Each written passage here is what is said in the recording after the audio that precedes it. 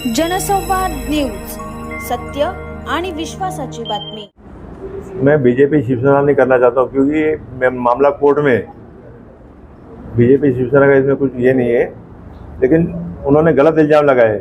महापालिका चलती कानून से 1966 से 21 से 31 कलम है, इन कलमों के हिसाब से महापालिका चलती है।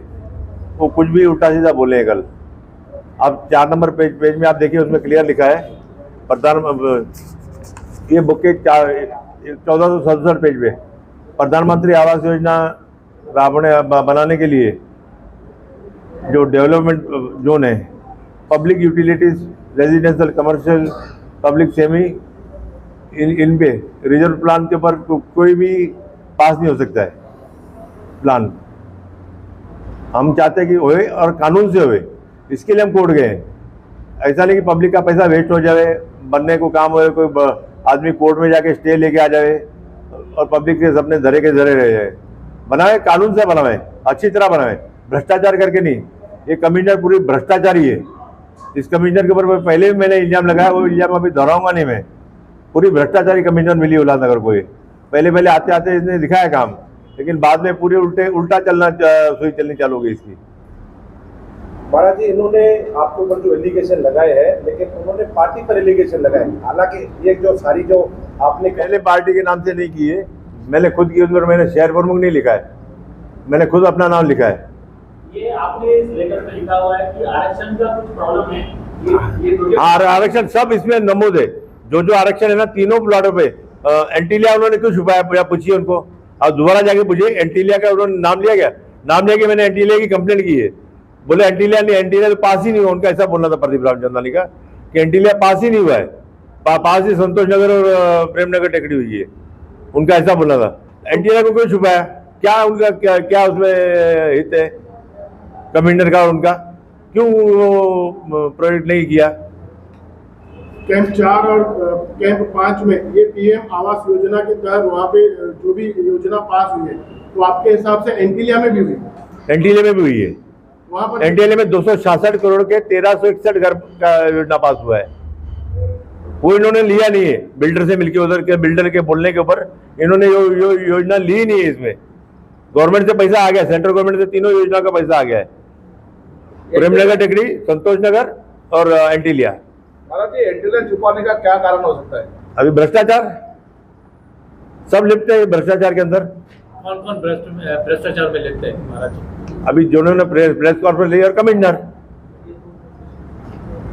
महाराज जी, ये जो तमाम जो 5-5 एकड़ के 2 प्लॉट है, वहाँ पर जो रिजर्वेशन है, हाँ। क्या अभी तक वो रिजर्वेशन चेंज नहीं की? नहीं किया।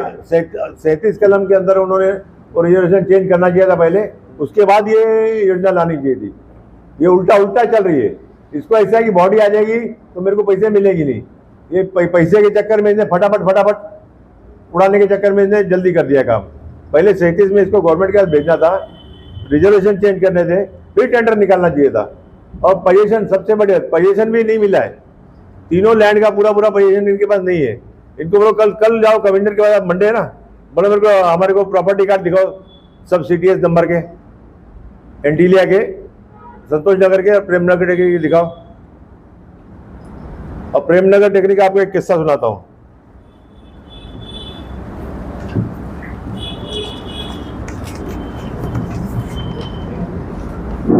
$26,151 ये इन्होंने मांग की है कारपोरेशन ने कि हमको इसके लिए दिया जाए, प्रधानमंत्री आवास योजना के लिए दिया जाए।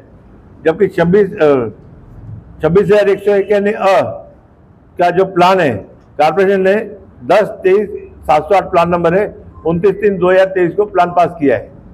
उसके ऊपर बैरक है, बैरक की कोठी है, उसको सनद मिली डिस्प्लेस पर्सन एक्ट के तहत।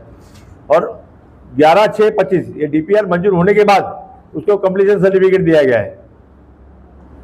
किसी कोई तालमेल नहीं इनका प्रशासन का।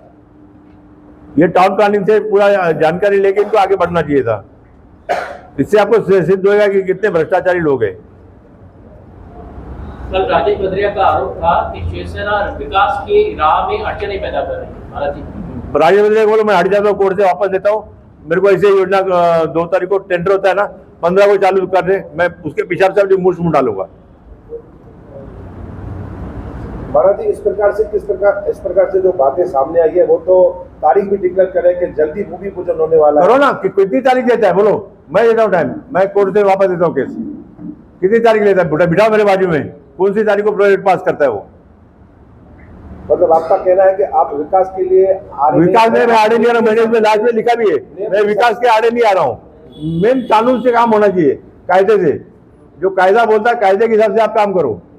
ऐसा नहीं कि कुछ भी उठे छुड़े चालू करो और पब्लिक को गुमराह करो।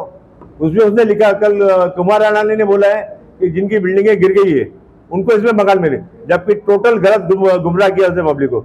ये झोपड़पट्टी वालों के, स्लम वालों के लिए ये मकान है। स्लम वालों को, झोपड़पट्टी वालों को मिलेंगे कम रेट में, जबकि ना कि टूटी हुई बिल्डिंग वालों को। गुमराह कर रहा है ना आमदार, क्या का आमदार है वो?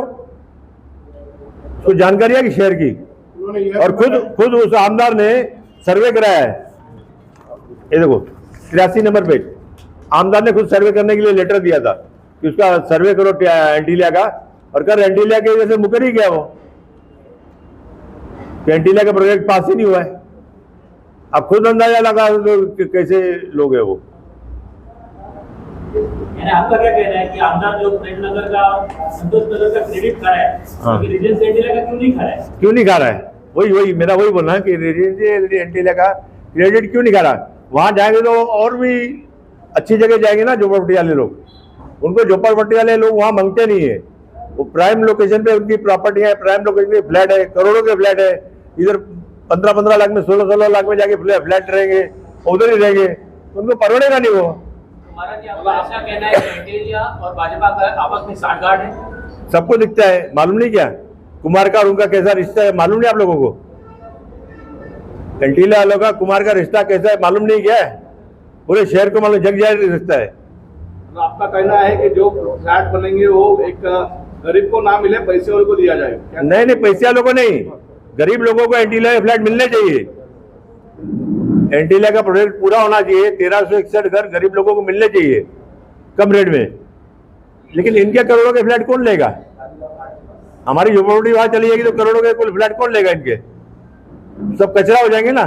इसके लिए इन्होंने साम दाम दंड भेद अपना के प्रोजेक्ट निकाल दिया है।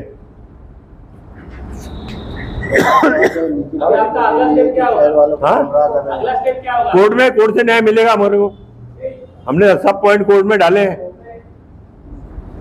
कानून से करो, हमारा कोई विरोध नहीं है। और आपको बताया कि इस तरीके से महाराज जी, आपने खासदार साहब को बताया कि इस तरीके से यहाँ योजना गड़बड़ी में चलाई जा रही है? साहब, खासदार साहब को कॉपी दी थी मैंने, जो कोर्ट में जाने वाले जो कोर्ट की कॉपी है ना, खासदार साहब को चाहिए।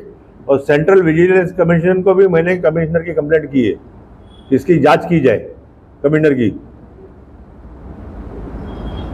जनसंवाद न्यूज, सत्य आणि विश्वासाची बातमी। आजच सबस्क्राईब करून बेल आयकॉनला क्लिक करा आणि पहा ताज्या घडामोडींचा अचूक अंदाज आपल्या मोबाईलवर।